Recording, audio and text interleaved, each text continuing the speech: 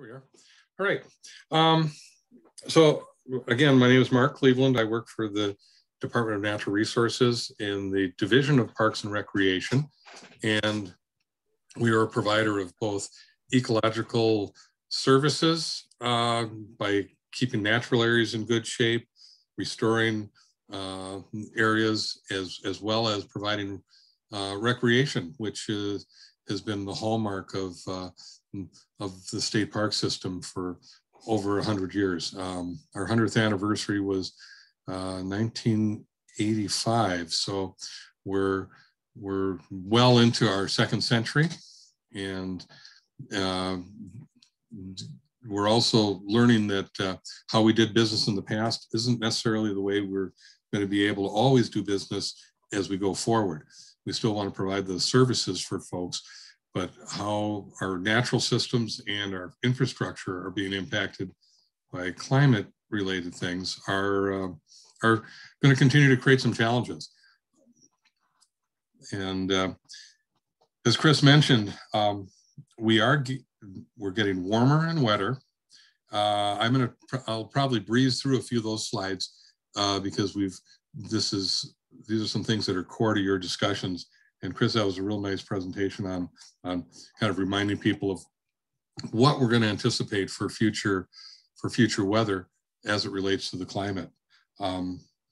So I'm going to talk a little bit about how the climate change is going to affect the resources as well that are out there, both biotic and non-biotic things like cultural resources, and how that potentially impacts our outdoor recreation opportunities. So Stevens County is really pretty close to the current forest prairie boundary, and that's a tension zone that on one side it's wet enough to support trees, the other side it's not wet enough to support trees, and has mostly been traditionally in grassland communities. The two maps that you're seeing, the one on the left, the color one, shows Minnesota and the anticipated movement of that forest boundary, which is referred to as an ecotone.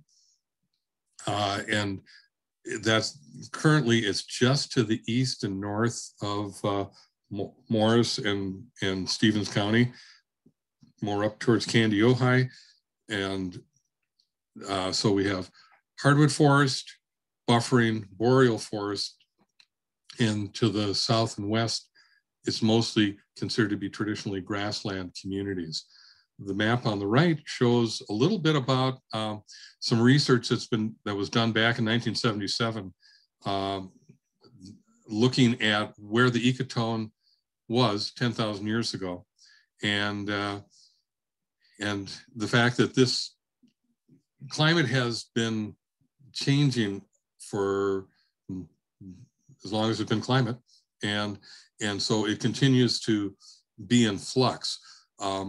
There's a lot of evidence there, and one of the ways that they've been able to do research on these kinds of things to see where these ecotones are is by using pollen analysis, which incorporates going into lake basins and wetland basins, taking core samples and then separating out the layers and looking to see what pollen is still in those columns. Pollen is surprisingly resilient, and sometimes we're even able to determine not just the genus, let's say, oh, it's a pine. Sometimes we're able to say, oh, it's a white pine, it's a red pine, it's an oak, it's a bur oak, it's a red oak.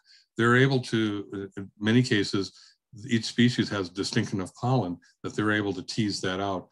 And they're able to say, oh, well, during that period of time, there was a lot of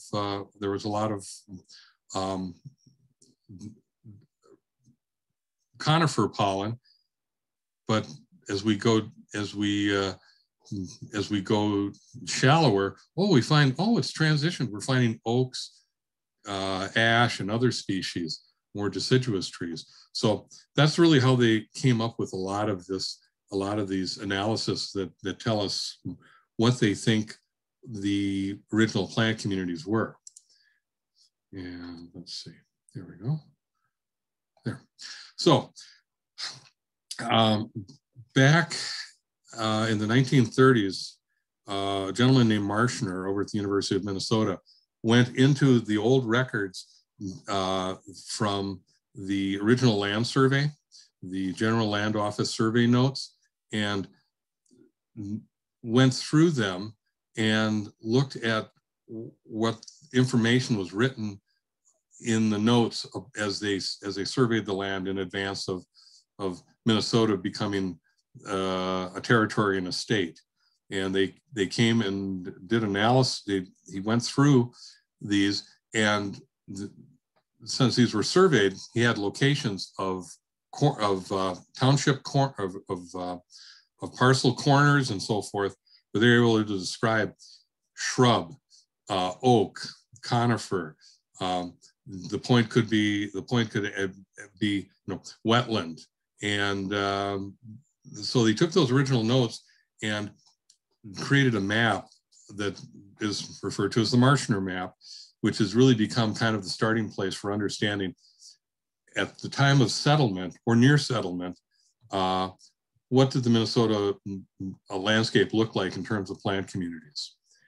And this starts as a baseline for observing changes. This is kind of your before picture as written down by a number of very well-trained folks that went across the landscape with heavy equipment and chains and transets and measured Minnesota and jotted down notes about Minnesota.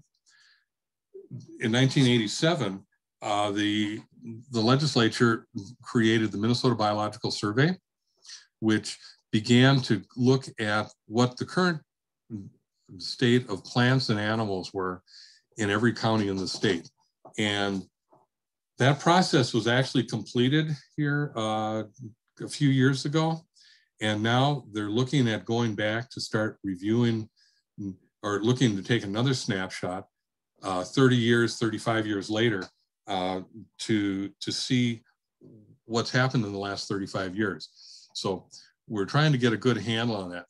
And so some of this data is the kind of data that helps us understand what's happened, and then we'll look at see if there's been big changes. What are the reasons for those changes? Climate change, land use patterns, any number of different variables, and so we start to look at that. Let's see.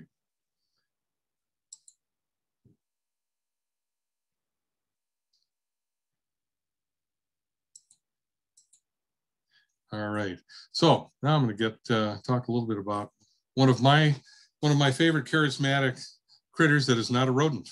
This is a pica, and the reason why I'm showing you a slide that features a non-local critter is because back in the late 1970s, early 1980s, I came across an article in the Outside magazine that talked about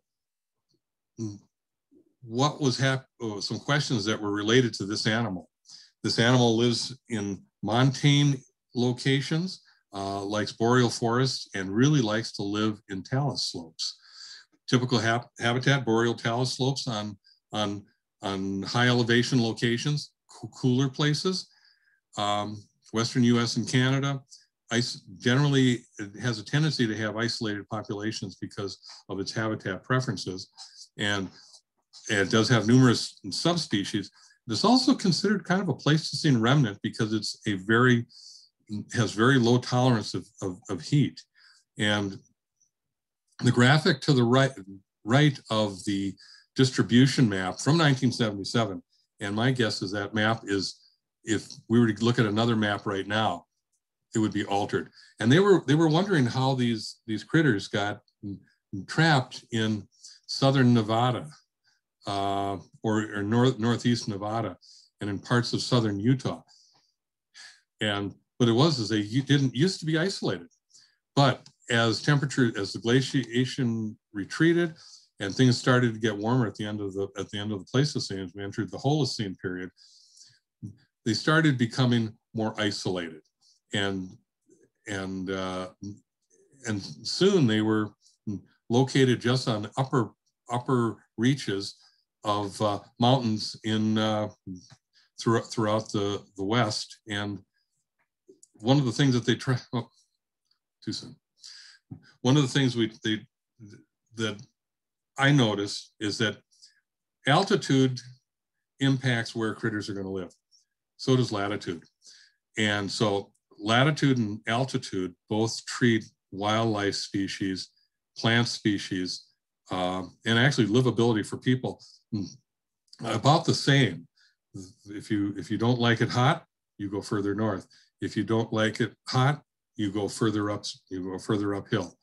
And so this was really my introduction to the idea of climate change really affecting the patterns of distribution of resources and plants and animals on the landscape. So again, quickly, Minnesota will look wetter in 60 years. It will also look drier. So we'll be more like Kansas and southern Nebraska as far as temperature. As far as precipitation, it will look more like northern Illinois and Michigan.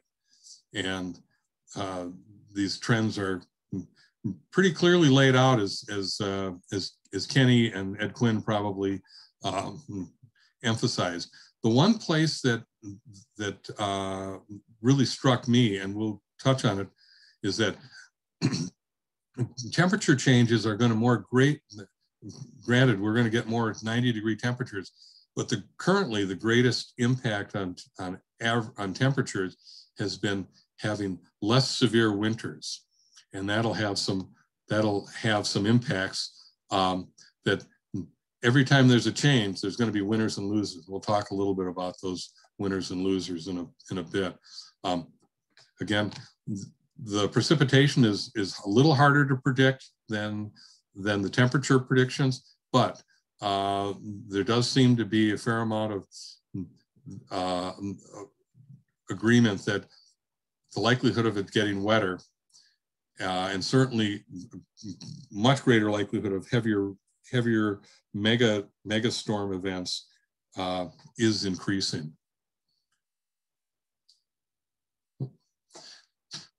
So when we think about the natural resources out there, we think about the vulnerability, and it's the degree to which an ecosystem, resource, or species is susceptible to or able to cope with the adverse effects of climate change. And regardless of what the source of the climate change is, if it's happening, there's going to be pluses and minuses for all sorts of different critters. In west central Minnesota, shallow lakes are important features. They're going to be vulnerable for both rapid rise in water levels, probably, and as well as lower than average water levels. So hydrologic variation is a big thing.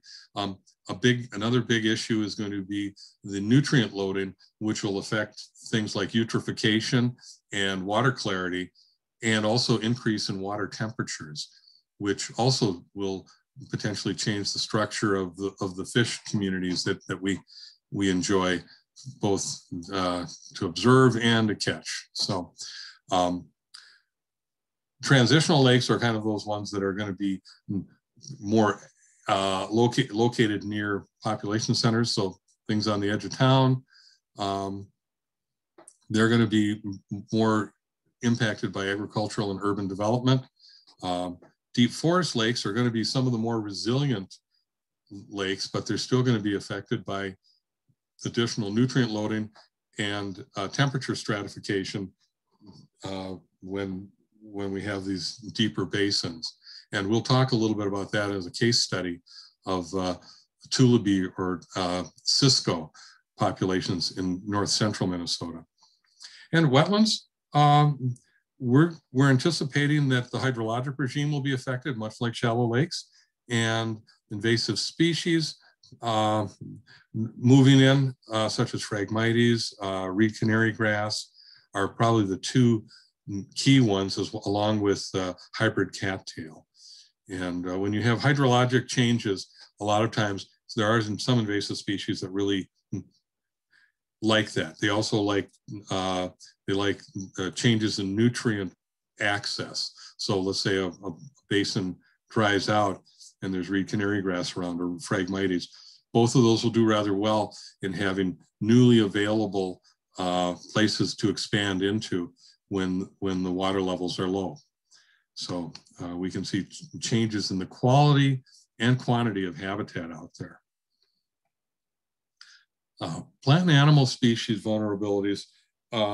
So typically specialized and microhabitat residing plants and animals are sometimes also rare, and they're ones that are going to be very vulnerable just because of population size and the fact that they may be in isolated pockets where they don't have connectivity to larger populations to keep their genetics in good order. Temperatures and other thresholds are exceeded with vulnerabilities. As our friend the pica does not like warm. It's going to be limited by where it can successfully reproduce, and that's true for a lot of species, including trout and a lot of other aquatic critters out there. Environmental triggers. The next 2 points are very closely related. Environmental triggers that are not in sync with life cycles. When I just read an article a day or so ago on garter snakes, and one of the things that's happened with garter snakes is there's a town up in north central Manitoba called Narcissus. It's a spot I wanted to go and watch the hundreds of thousands of garter snakes all emerge in the spring. Back in the 1980s, researchers were documenting the garter snakes coming out of hibernation the first week of May. Last year, the date was April 20th. So almost 2 full weeks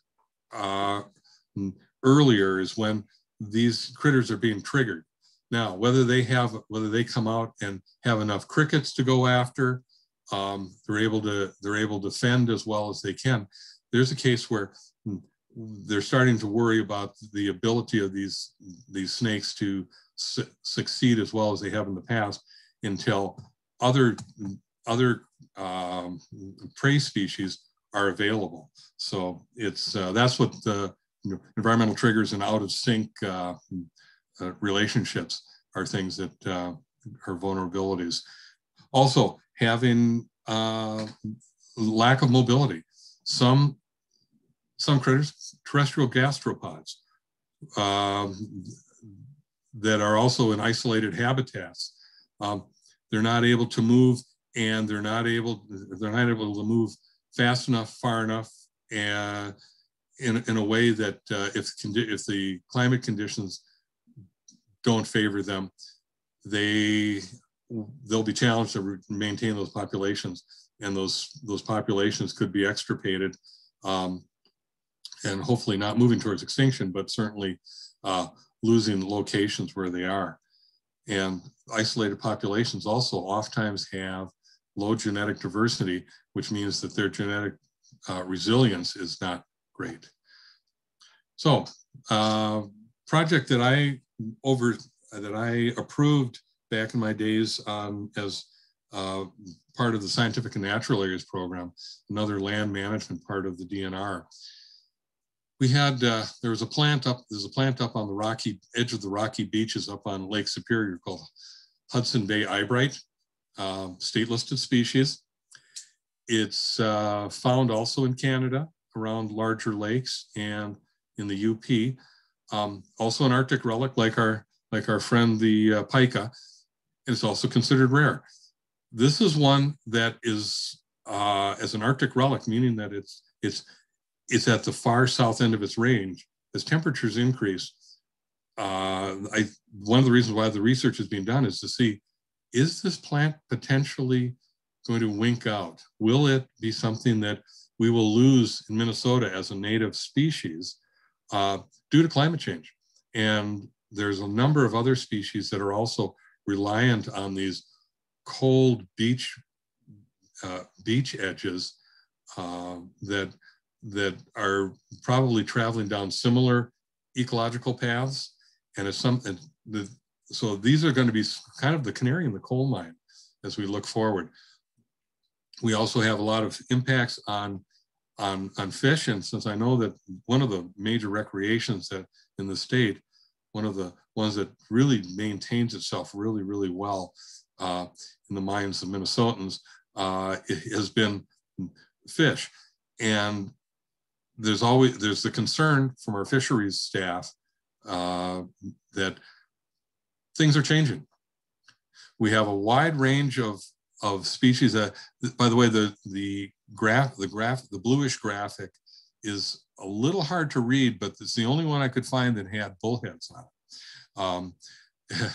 And since we know that that's a warm-loving species that doesn't have high oxygen demands for survival, it's one also that I know that when I worked at Lake Chetek State Park back in the late 70s, we had people coming up from Iowa and Nebraska specifically to fish bullheads. And some folks said, yeah, and if I catch a walleye, that's great too. And I realized that our preferences, our ability to draw people was because of the bullheads. Lake Chetek being a rather warm, highly eutrophic lake in the center of Murray County was really an eye-opener to me. I'd grown up fishing for lake trout and walleye in central Minnesota in Stearns County. And so we know that there's thresholds for survival of all these different fish. Some have high oxygen demands, and colder water holds more oxygen. So if you look at where a splake, the hybrid or the lake trout, they really prefer and are only going to thrive in deep, colder waters. The same thing holds true for stream fish like brook trout and even rainbow trout. As you go up, they're still preferring to have colder water. And as you start getting further up in this list, you start seeing white crappie, northern, muskie, and then you start seeing the bass. Some temperature sensitive fish, trout, cisco or whitefish. And I included a couple of non-game fish, slimy sculpin and Iowa darter, which if you find an Iowa darter in a stream, you've got good cold temperatures, and it probably also supports trout. And it could be supporting brook trout or rainbow trout or even the German brown trout, which are typically stocked. And you'll notice that the ranges of our native trout have a temperature preference that's lower than rainbow trout, which is again lower than brown trout. So that's one reason why brown trout stocking is so popular, is because they have more resiliency and they're more of a generalist species, although still preferring colder streams. And so what we anticipate for fish impacts: distributions of fish are likely to change. Ranges of some species may change, mostly leaving and moving to new places.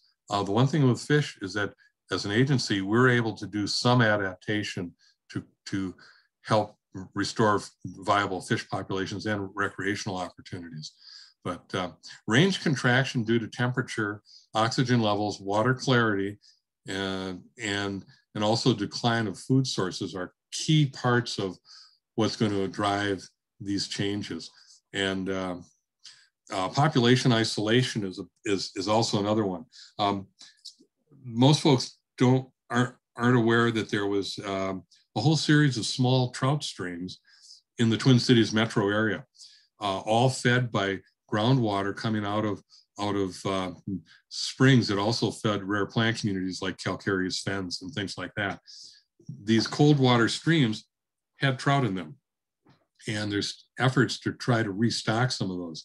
But in past years, those, say back, 150 years ago, 200 years ago, the Minnesota River waters weren't as warm, and the ability to populate a new stream from the existing streams was actually relatively good.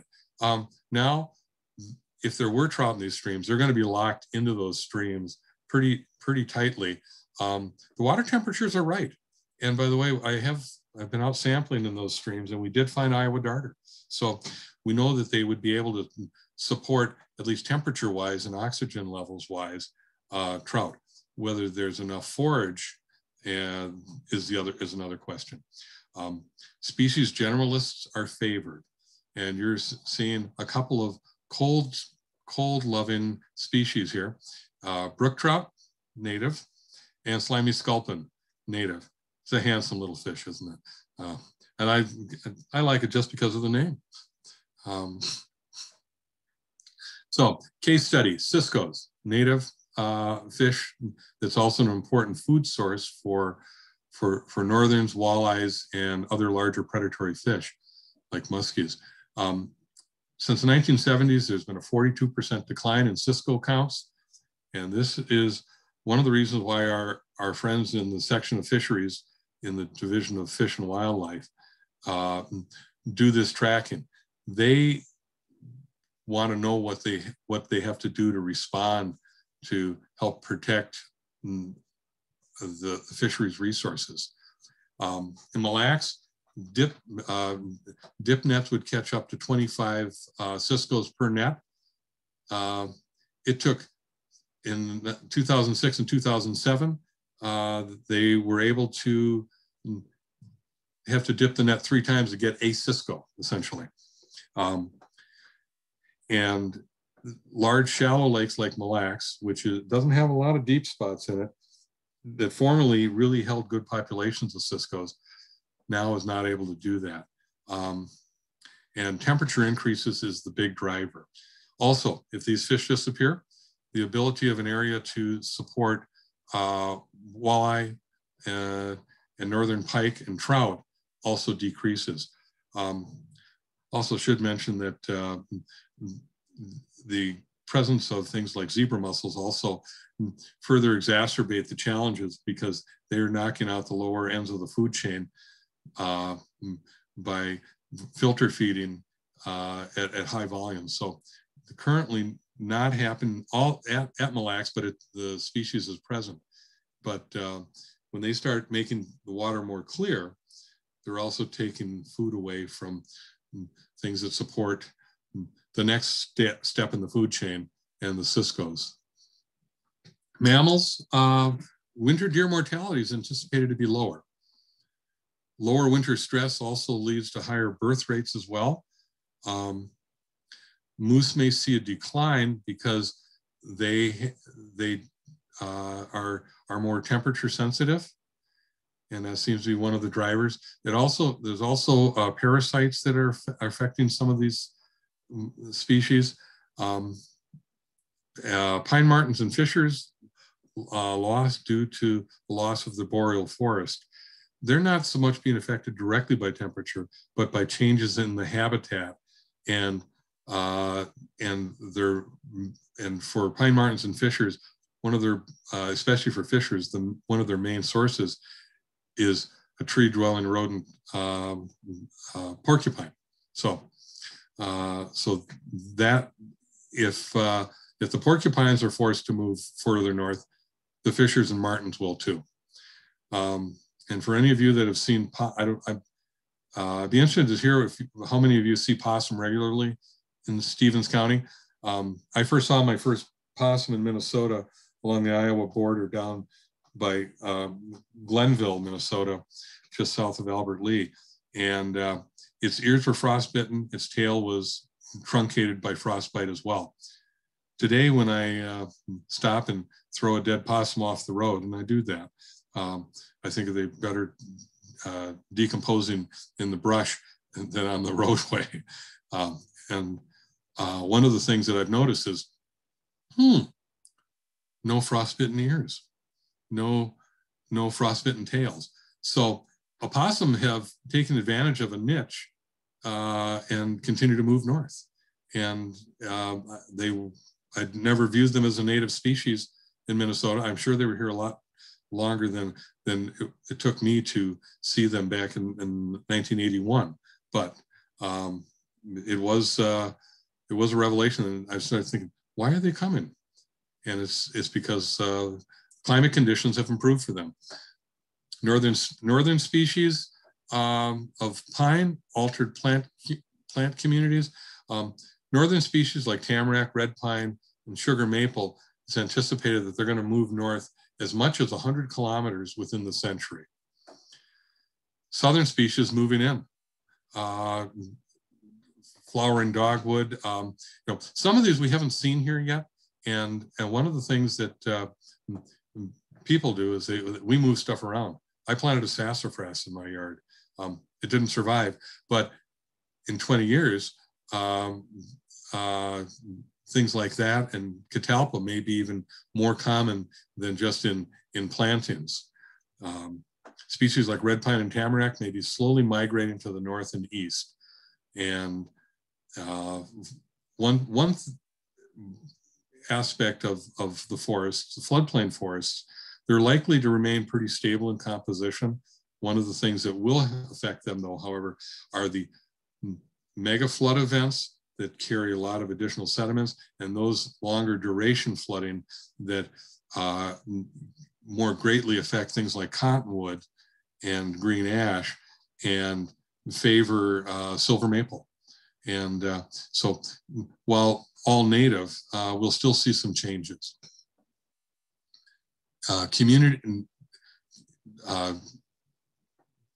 Observed changes in fish communities are occurring as we speak. I know at Mille Lacs there was actually a couple of bass fishing tournaments here in the last few years that I didn't anticipate seeing that ever. We think of Mille Lacs for walleye, and we end up seeing a bass fishery that is in many ways starting to thrive, and that is tied to the response to warmer temperatures. So community shifting, as we talked about, the prairie forest boundary, which is driven by precipitation and temperature. It's anticipated that may shift as much as 300 miles to the northeast during the next century. So the black line being where the ecotone is today, the forest prairie boundary. And if you can see the red outline of the state of Minnesota, that same transitional boundary is anticipated to be up at the very tip of Cook County. And that means that we're going to see a transition of plant communities all the way through this band. Forests in northeast Minnesota are likely to be replaced by savannas and grasslands. So a lot more oak savanna and oak woodlands, brushlands, and then movement of prairie. Since this is happening rather quickly, in many cases, there are currently discussions going on. How much do we work towards doing assisted migration and activities like that? And the jury is still out on that, and we're going to continue to think about what needs to happen from other than laissez-faire management and letting, quote, nature take its course. There. So also invasive species may become dominant when these niches are opened up and something is not thriving. So that's something that we're seeing that disproportionately, and there will be another slide that talks a little bit more about this, invasive species do have a leg up on things. Cold water streams, lakes warming. Right now, the streams near Duluth in Lake Superior do not do as well for holding trout. Ones further up the shore that are maintaining their colder water are doing a little better. Right. So non-native species, as I mentioned, the invasive species disproportionately benefit their survival because they're able to exploit altered habitats, and they oftentimes spread aggressively. The Whitewater River Valley, after the 2007 megastorm that blew out major roadways, cultural sites, as well as scouring every rock in the stream of stoneflies and other aquatic invertebrates. The floodplain filled up with garlic mustard because it carried these relatively heavy seeds downstream and repopulated into these new sediment banks caused by deposition from the mega event. Things like kudzu, we've been hearing about this plant for a long time. It's made it across the Iowa border and is coming our way because it's finding conditions that it's able to adapt to. Emerald ash borer, which is a common thing that natural resources managers, both in the state and at the local level in communities, are very concerned about as it slowly shows up in another town, as it moves or as it continues to expand its territory. It's been found in St. Clair, Minnesota now. We know it's in New Ulm. And this is a plant this is an insect that survives better when it's warmer. And one of the controlling factors for a fair amount of time, and one that we were hoping would maintain itself, is that sub-zero temperatures, especially sub-10 and sub-20 degree temperatures in the winter, kill the larva under the bark and remove that cohort from the landscape. As we get as winter temperatures is where most of the warming currently has been observed. You know, the winter maximum cold is, if you is warmer than it has been, and that means a higher level of amount of survival for these insect larvae. And so that does not bode well for the black ash swamps up north, or for the floodplain forest, green ash, or for those that are on our boulevards. Larch and pine bark beetles also survive at greater increasing levels with warmer winters as well. So, talked about the stuff out there, the resources themselves, how that impacts our outdoor recreation. A lot of it is affected by the amount of usable snow and ice cover for recreation, whether it be getting out on a sled or doing a silent sport like cross-country skiing. Back in the early 80s, I remember shoveling snow onto for a cross-country ski event in Albert Lee. And I thought, this is really strange. That ski event no longer goes on. It is now a walk because the reliability of the snow was so poor. Too many years of canceling it and too many years of shoveling. Long-term climate changes may affect visitation. The next slide will actually provide something that's actually contradictory to that, depending on the source. So anticipating how, just like with precipitation, visitation apparently is also something that we anticipate changes, and we think that it could create more visitation during the off seasons and expand seasons. But it also could affect people by having more insects, such as mosquitoes, longer season for them, longer season for ticks. And those are sometimes things that people try to avoid. So it may actually mean that there's less visitation in some of our recreational spaces. So mega storm events are impacting recreational opportunities as well.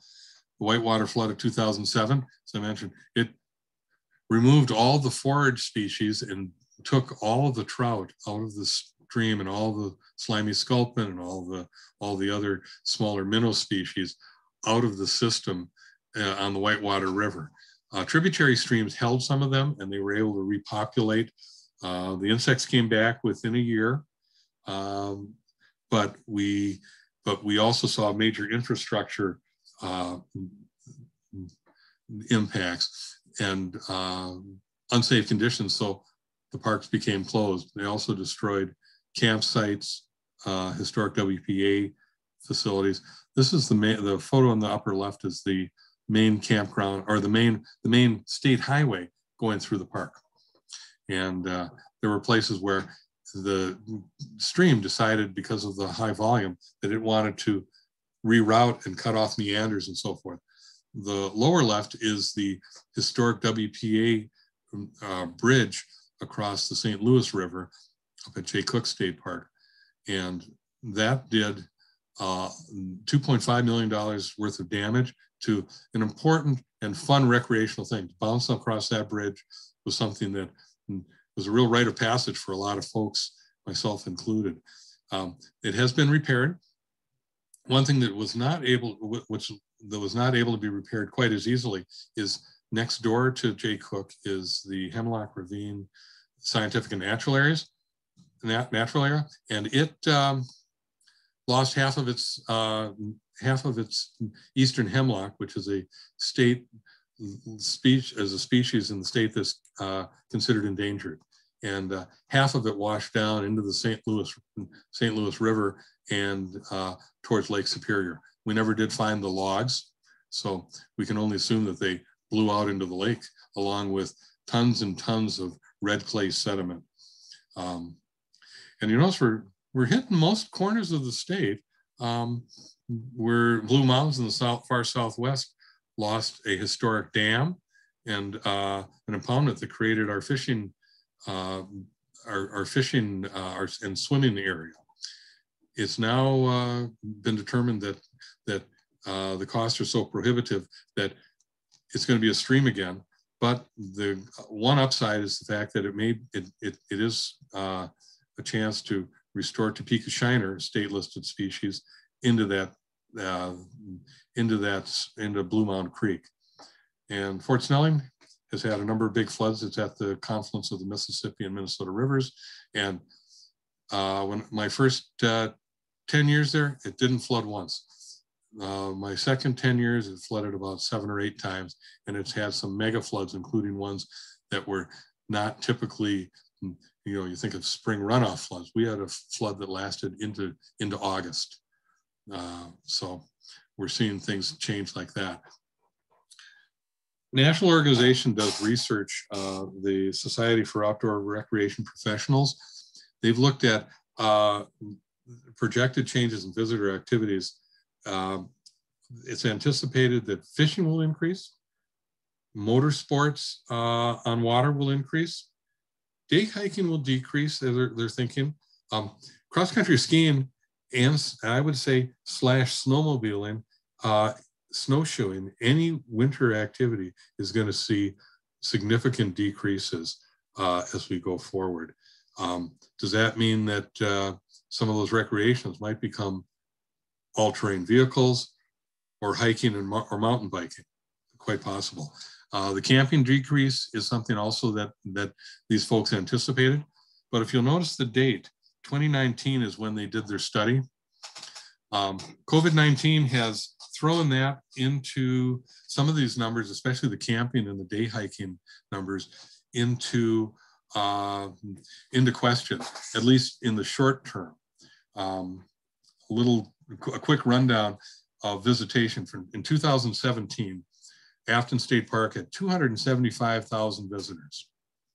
Park close to the metro area, makes sense. 2020, 475,000, 200,000 more visitors between 2017 and 2020. Even Glacial Lakes, which Morris is closest to, saw about a 10,000 person visitation increase from 56,000 to 66,000 visitors. Our champion was Nursestrand Big Woods, which had 120,000 visitors.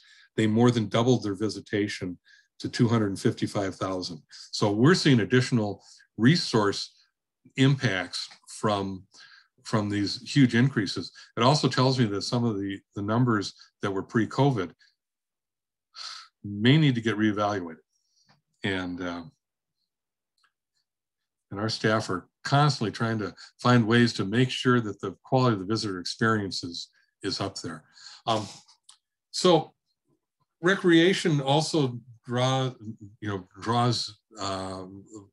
folks that are interested in history, historic sites, historic trails, and we've seen major rain events that are going to be much more prevalent, at least anticipated that we're going to see more of them, in that we've had historic structures damaged at Whitewater, Jay Cook, and Blue Mounds.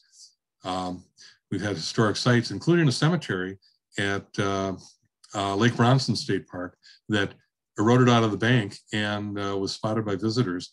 And the remains of those early settlers have since been reburied.